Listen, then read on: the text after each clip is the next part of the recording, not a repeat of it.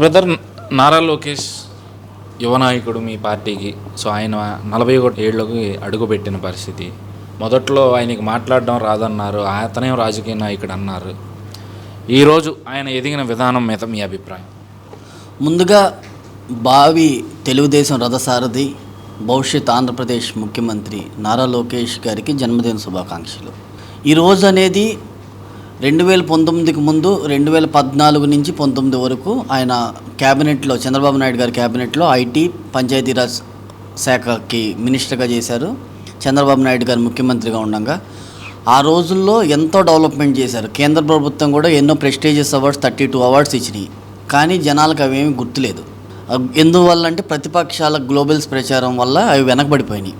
అధికారం పోయిన తర్వాత కార్యకర్తల్ని కంటికి రెప్పలా కాపాడుకున్నారండి.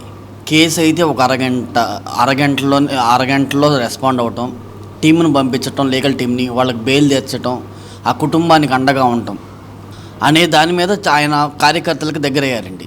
నా మీద కూడా ఒక 4-5 కేసులు పడినప్పుడు నాకు ఆయన పర్సనల్గా ఫోన్ చేసి, నేను ఒక సామాన్య కార్యకర్తని, తెలుగుదేశం పార్టీలో నేను ఒక సామాన్య కార్యకర్తని, నాకు కూడా వాళ్ళ పిఏ గారు ఫోన్ చేసి అన్న మాట్లాడతాడంటే, నువ్వేం భయపడమాక, నీ వెనక నారా లోకేష్ ఉన్నాడు అనే భరోసా ఇచ్చాడు.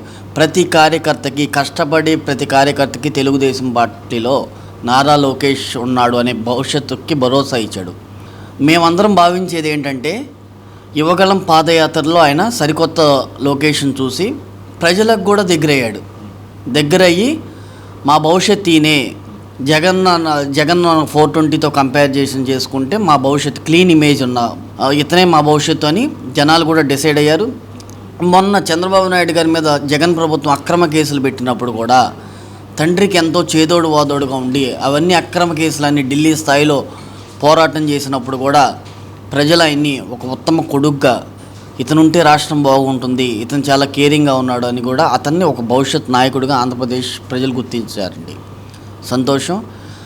మేము నమ్మేది ఏంటంటే, కార్యకర్తలుగా మేము నమ్మేది ఏంటంటే, 40 సంవత్సరాలు లోకేష్ గారి చేతుల్లో తెలుగుదేశం పార్టీ సేఫ్గా ఉంటుంది. చంద్రబాబు నాయుడు గారికి మళ్ళీనే లోకేష్ బాబు కూడా భవిష్యత్తులో ముఖ్యమంత్రి అవుతాడు. కేంద్రంలో క్రియాశీలక పాత్ర పోషిస్తాడు. గతంలో జగన్మోహన్ రెడ్డి పాదయాత్ర చేశారు. ఆ పాదయాత్ర తర్వాత ఆయన ముఖ్యమంత్రి అయ్యారు.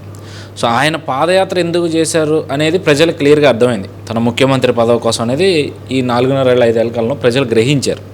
అలాగే ఇప్పుడు లోకేష్ కూడా యువగళం పాదయాత్ర అంటూ కూడా యాత్ర చేశారు. ప్రధానంగా అప్పటి పాదయాత్రలో కానీ, జగన్మోహన్ రెడ్డి యాత్రలో కానీ, ఇప్పుడు లోకేష్ చేసిన పాదయాత్రలో కానీ యువకులే ఎక్కువగా బ్రహ్మరథం పట్టిన పరిస్థితి.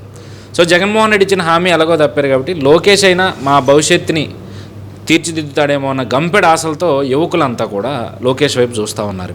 సో మరి దీని మీద ఒక యువకుడిగా మీ అభిప్రాయం? ఆ రోజు జగన్మోహన్ రెడ్డి పాదయాత్ర చేసి నేను 2.5 లక్షల ప్రభుత్వ ఉద్యోగాలు ఇస్తాను, పరిశ్రమలు తీసుకొస్తాను అంటే యువత నమ్మింది. ఆ యువత అనేది ఒక కషాయాన్ని నమ్మింది. జగన్మోహన్ రెడ్డి కషాయాడు అని చెప్పి అధికారం వచ్చిన తర్వాత మొదటి 4 రోజుల్లోనే తేలిపోయింది. ప్రజావేదిక కూల్చడంలోనే అతని కషాయతనం బయటపడింది. ఆ ప్రజావేదిక కూల్చి, నేను అభివృద్ధి ఉంటే తట్టుకోలేను, నేను ఒక నియంతని, ఇక్కడ చీకటి రాజ్యం ఉండాలి, రాతి యుగానికి తీసుకెళ్ళాడు. ఆంధ్రప్రదేశ్ని 5 సంవత్సరాల్లో రాతి యుగానికి తీసుకెళ్ళాడు. అమరావతి ఆపేసేసాడు. అమరావతి ఆపేసేసి ఉద్యోగ అవకాశాలను సన్నగిల్లాడు. సన్ రైజ్ ఆంధ్రప్రదేశ్గా వెలగవలసిన ఈ స్టేట్ని ల్యాప్స్ చేసేసాడు. ఆ అమరావతి ఆపటం, 3 రాజధానులని 3 దాంట్లోనూ కుంపట్లు పెట్టడం వల్ల ఏ పరిశ్రమ కూడా రాలేదు. ఇంకోటి మీరు చూశారు, దావోస్లో ఈయన ఒక సంవత్సరం దావోస్కి వెళ్ళి ఇన్వెస్టర్లను ఆకట్టుకోలేక ఎంత బటెడ్ ఇంగ్లీష్ మాట్లాడాడంటే మీరు అందరూ చూశారు, ఆంధ్రప్రదేశ్ ప్రజలు చూశారు. ఇప్పుడు నారా లోకేష్ 2.5 లక్షల ప్రభుత్వ ఉద్యోగాలు ఇస్తాను అని చెప్పేసి యువకుల్ని మోసం చేసి వాలంటీర్ ఉద్యోగాలు ఇచ్చాడు. ఇంజనీరింగ్, MBA చదివిన పిల్లలకి 5,000 రూపాయల జీతంతో వాలంటీర్ ఉద్యోగాలు ఇచ్చాడు. ఇంకేదన్నా అంటే నేను 2.5 లక్షల వాలంటీర్ ఉద్యోగాలు ఇచ్చాను అని చెప్పేసి దబాయిస్తున్నాడు. కానీ లోకేష్ యువతకి చాలా దగ్గరయ్యాడు. యువతకి అమరావతి నిర్మించాలి, కంపెనీలు కట్టాలి, ఆ 2.5 లక్షల జాబ్ క్యాలెండర్ను కూడా మేము రిలీజ్ చేస్తాము అని కూడా ఆయన ఘంటాపథంగా చెప్పాడు. లోకేష్ చేస్తాడండి. ఎందుకంటే జగన్మోహన్ రెడ్డి 10th ఫెయిల్, కానీ లోకేష్ స్టాన్ఫోర్డ్ యూనివర్సిటీలో MBA చదువుకున్నాడు. Is very knowledgeable. అండ్ ఈయన ఆల్రెడీ పంచాయతీరాజ్ శాఖ మంత్రిగా కూడా ఆయన ఆల్రెడీ ఎస్టాబ్లిష్డ్ 32 ప్రైజెస్ని కూడా గౌరవ ప్రధానమంత్రి గారి కేంద్ర ప్రభుత్వం నుంచి అందుకున్నాడు. అందుకని లోకేష్ని నమ్ముతున్నాం. లోకేష్ కన్ఫామ్గా చేస్తాడు. ఎందుకంటే వాళ్ళ నాన్నగారి టైంలో కూడా ఇక్కడ గన్నవరంలో HCL, మంగళగిరిలో స్టార్టప్ ఐటీ కంపెనీస్ పెట్టాడు.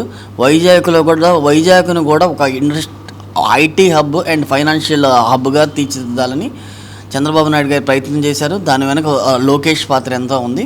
రేపు భవిష్యత్తులో కూడా లోకేష్ చంద్రబాబు నాయుడు గారి క్యాబినెట్లో కీలకమైన శాఖలో ఐటీ శాఖ మంత్రిగా, మళ్ళీ పంచాయతీరాజ్ శాఖ మంత్రిగా తీర్చిదిద్ది యువతకి మార్గనిర్దేశం చేస్తాడని మేము నమ్ముతున్నాం సార్.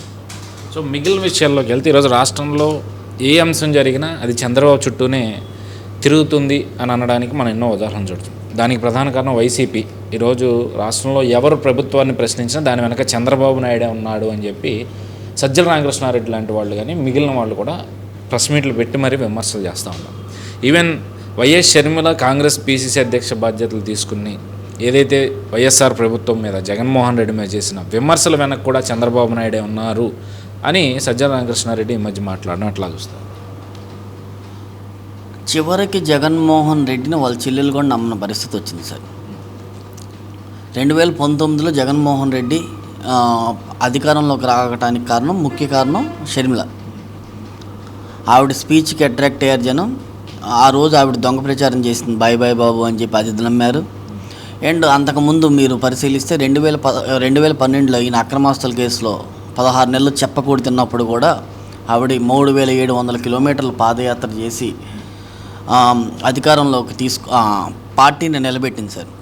అలాంటి చెల్లిని కూడా అధికారంలో భాగస్వామ్యం కాదు, కనీసం చెల్లికి అపాయింట్మెంట్ కూడా ఇంటికి కూడా రానివ్వద్దు అని చేసేసరికి ఎందుకు చేసి ఆవిడని కూడా బయటికి పంపించేశారు. ఆవిడకి అర్థమైంది మనం ప్రజలకు అన్యాయం చేస్తున్నామేమో అని. ఇప్పటికైనా ఆవిడ నిజంగానే పోరాడుతుంది అనుకున్నాం. కొంతమంది ఒక సెక్షన్ ఆఫ్ పీపుల్ ఏంటంటే అన్న చెల్లెళ్ళు డ్రామా ఆడుతున్నారు అని అనుకుంటున్నాం. కానీ ఆవిడ నిజంగానే పోరాడుతున్నామని చెప్పి మేము నమ్ముతున్నామండి. ఆవిడ పోరాడాలి. ఇంకోటి ఏంటంటే సజ్జల రామకృష్ణారెడ్డి గారు పెద్ద బ్రోకర్. నేను చాలాసార్లు మీకు చెప్పాను, రేపు జగన్ గవర్నమెంట్ పోయిన తర్వాత ఫస్ట్ హిట్ లిస్ట్లో ఉంది మాకు సజ్జల రామకృష్ణారెడ్డి. ఆ సజ్జల రామకృష్ణారెడ్డికి ఏమి మైండ్ పోయి అందరి దగ్గర కమిషన్లు తీసుకుని ఎమ్మెల్యే టికెట్లు అమ్ముకుని కొన్ని వేల కోట్ల అక్రమార్జన సంపాదించి వాడు పిచ్చి వాగుడు అవుతున్నాడు. సజ్జల రామకృష్ణారెడ్డి కబడ్దార్, చంద్రబాబు నాయుడు ముఖ్యమంత్రి అవుతున్నాడు, నీ అంతు తేలుస్తాము. ఆఖరికి ఈరోజు అదే చెల్లిని తల్లిని కన్విన్స్ చేయలేని రాష్ట్రాన్ని ఏం కన్విన్స్ చేస్తాడని మేము అడుగుతున్నాము. అంగన్వాడీలో తీసుకుంటే నిన్న పొద్దున అరెస్టులు చేశారు, మధ్యాహ్నానికి ఉద్యోగాల నుంచి పీకేస్తామని జీవోలు తీసుకొచ్చారు, కొత్త వాళ్ళకి జాబ్లు అంటూ నోటిఫికేషన్ విడుదల చేస్తామని చెప్పారు. ఈరోజు తెల్లారిపాటికి చర్చలు సఫలం అంటూ కూడా వార్తలు వచ్చింది. వాళ్ళని విపరీతమైన ఒత్తిడి పెట్టారు సార్. ఉద్యోగాలు పోతాయని చెప్పేసి ఈ విపరీతమైన ఒత్తిడి పెట్టి అక్కడ ఉన్నది దిగువ మధ్యతరగతి కుటుంబీకులే అందరూ, అందులో ఉన్న లేడీస్. వాళ్ళని వచ్చేసరికి వాళ్ళు కొంతమంది కన్విన్స్ అయ్యి వెళ్ళిపోవచ్చు. కానీ వాళ్ళు ఇవాళ మీరు న్యూస్ పేపర్లో చూసారు, కొంతమంది ఏడుస్తా కూడా మా డిమాండ్లు ఏం తీరలేదు, ఈ గవర్నమెంట్ కక్ష కట్టింది మా మీద అని చెప్పేసి వెళ్ళుండొచ్చండి. ఇది అనేది ఒక నియంత పరిపాలన, ఇది ఉక్కుపాదం. హిట్లర్, ముసోలిని వాళ్ళని విన్నాం చరిత్రలో, వీళ్ళని డైరెక్ట్గా చూస్తున్నాం. ఇంకో కిమ్, దక్షిణ కొరియాలో కిమ్ ఎలాగో జగన్మోహన్ రెడ్డి రెండో కిమ్. ఇక్కడ ఈయన టీవీ ప్రసారాలు అవే ఆపంది, మిగతా అన్నీ ఆ కిమ్ ఎలా చేస్తున్నాడో దక్షిణ కొరియాలో ఇక్కడ జగన్మోహన్ రెడ్డి కూడా ఆడుతుంది. అంగన్వాడీలకి చంద్రబాబు నాయుడు గారు రాగానే వాళ్ళకి కనీస వేతనం అనేది ఇచ్చి వాళ్ళు అడిగిన డిమాండ్లు మేము పరిష్కరిస్తాం. చంద్రబాబు నాయుడు గారితోనే అంగన్వాడీలకి న్యాయం జరుగుతుందండి తప్పకుండా.